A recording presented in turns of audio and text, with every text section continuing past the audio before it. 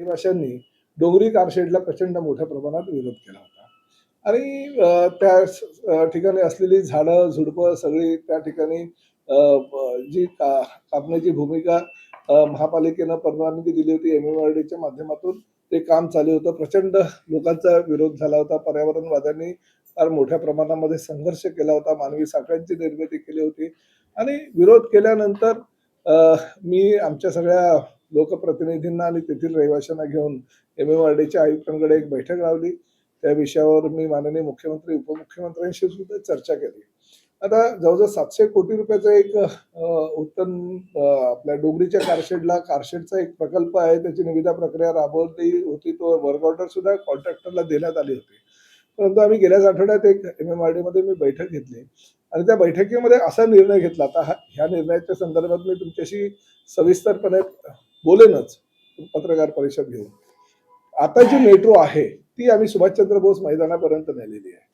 ती पुढे उत्तनला घेऊन जाण्यासाठी 40 मीटर रस्त्यावरनं आम्ही पुढे जाणार होतो. मग त्याच्यामध्ये मिठागराच्या काही जमिनी आता त्या आम्हाला मिळत आहेत, ती गोष्ट वेगळी आहे.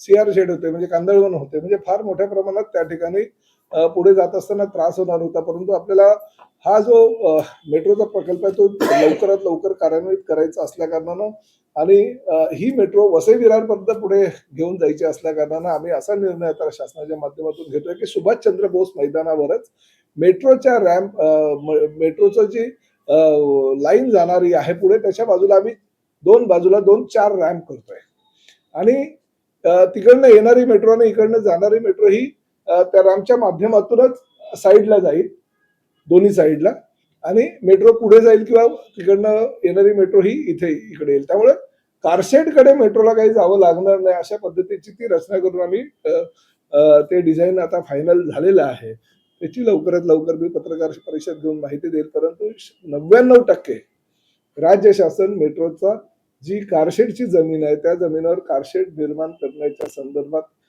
आता भूमिका राज्य शासनाची किंवा MMRDची ही वेगळी झालेली आहे आणि लवकरच त्या बाबतीतली अधिसूचना आम्ही प्रकाशित करणार आहोत. हिंदीमध्ये